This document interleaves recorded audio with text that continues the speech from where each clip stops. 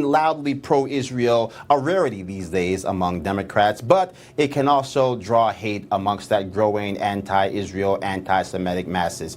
New York Congressman Richie Torres, he is finding this out the hard way. On Christmas Day, anti-Israel lowlives vandalized the congressman's Bronx office with red paint and a baby Jesus doll dubbed Palestinian Child Messiah.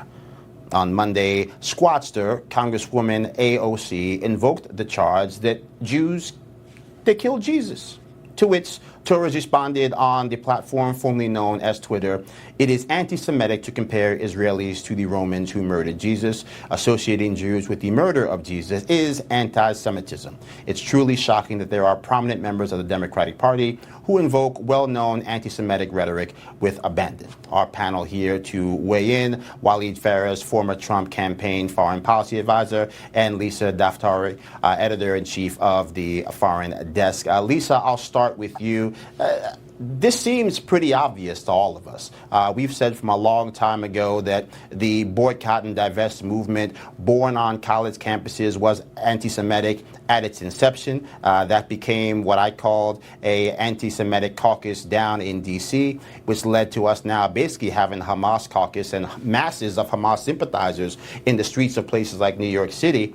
How in the world did we get here, and how is it that so many Democrats were blind to it until right now? Well, it's been around for a very long time, and obviously they had used Israeli policy or Bibi Netanyahu's conservative party, or just the Zionism as a political policy, as a cover-up for anti-Semitism that has been around for generations. Very, very unfortunately, this anti-Semitism has been able to buddy up with so many of the social justice movements. I just tweeted the other day that, ironically, Hamas and all the other terror organizations have been very honest about their desire to wipe every Jew off of the planet. It's those who do their dirty work around the world that are being dishonest with people at universities and the media, on social media and everywhere else, and they're buying it. What does this have to do with the Palestinian plight? Are we really focused on a better life for Palestinians? Are we really focused on coexistence? Or are we more focused on killing Jews, intimidating Jews wherever in the world they live? And that is why we're seeing anti-Semitism on the rise. Waleed, I'll come to you. You look at this from a domestic standpoint and a foreign standpoint. Domestically, we've got leaders of prestigious institutions going down to D.C. They cannot condemn anti-Semitism. You look abroad in our national politics, even if you go back to when Barack Obama was elected president, the first phone call he made to Mahmoud Abbas, it seems to me that this has been a long time coming, that people have been trying to play footsie with individuals who have made it quite clear their intent is death to America and the eradication of the Jewish state of Israel, and they just somehow thought maybe it was a propaganda recruitment tool. In fact, it's actually reality. You're absolutely right. I mean, there is a connection between our current domestic politics. This did not exist in the past decades. It's really started to exist and develop since 2009 with the first Obama administration. And with the first steps, you were talking about Obama calling Mahmoud Abbas. I remind our viewers that in the first days of June of 2009, he sent a letter to the Grand Ayatollah Khamenei of the Islamic regime.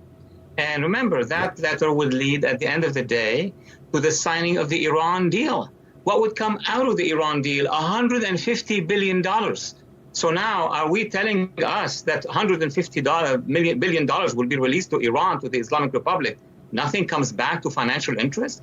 And now are we telling ourselves that all these movements that we see on the ground are all based on charity work? It's all organized, it's all connected to the Iran regime, to the Muslim Brotherhood, and to the international radical left wing, which is actually even now recruited by these regimes because of that huge sum of money that is floating internationally and is funding not just the jihadists, it's also funding part of the illegal migration forces coming through our borders. It's much bigger and much more complex than just saying this is overnight, romanticism of imperialism. That's not the case.